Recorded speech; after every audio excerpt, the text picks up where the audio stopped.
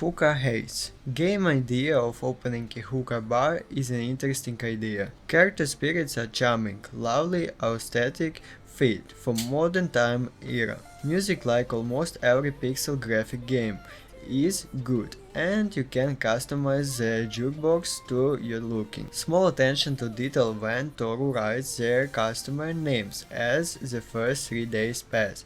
Toru consuming painkillers as days go. She has enough painkillers for 14 days too. That's where the good part ends. My main issue with Hookah Haze is in the writing. Story is very short. Days pass by too quickly. Story only telling the main parts without adding casual character in between. Somehow enter the store, order their favorite flavored tobacco, character goes on for a minute and suddenly 30 minutes have passed by before character change. Another small chatter goes in between charcoal change and afterwards you close down store for the day. It's missing some casual conversation, that's what it missed. Next up, character writing is lacking more in depth, especially with Toru.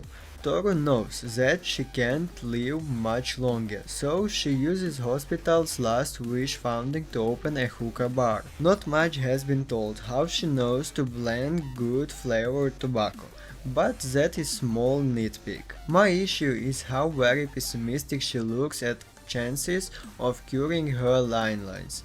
I wouldn't have issues with the story if she acted natural towards Amu, Kokoro or Karumi, which leads to, instead, when she becomes friends with one of the girls, she still chooses to be realistic and ends there after 2 weeks of walking.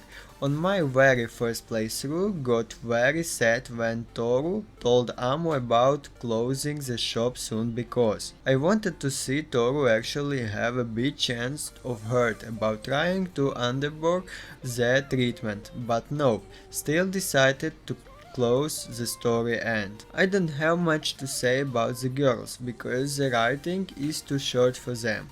Emo, the bunny-made girl, needs to keep being popular, so puts a facade in the maid cafe to be the popular girl.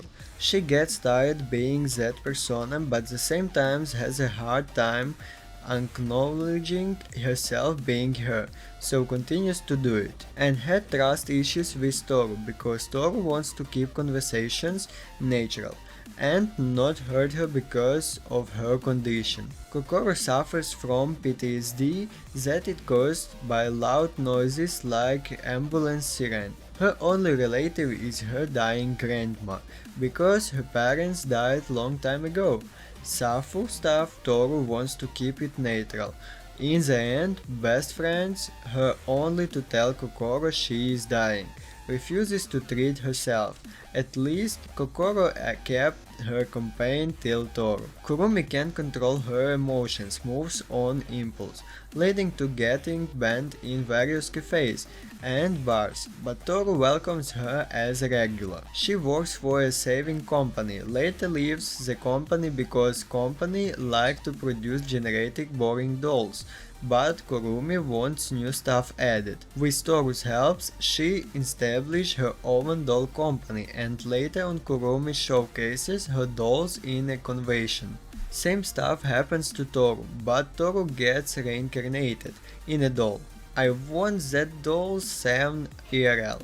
The best doll I have ever seen, I love it. Fight me. Hardcore mechanic during changing is real boring once you get the hang of it. No use for 1 of 5 hardcore cubes, when you easily can learn when to use 2, 3 or 4 hardcore cubes, judging by what Toru thinks how much should be added. The demo version is not the same as the full version of the game. It's under other category that I have forgotten, because I didn't even bother looking at it. Why was even the demo showcased if that was not part of the canon story? Only small issues were some sprites. When they came closer to MC, their resolution scale on sprites is bit off, and default controller setup is weird. but you can change the key blinds how you want it. Hookah Haze tried too hard to be VA11 whole A clone, but it needs more story writing for the game and the characters themselves.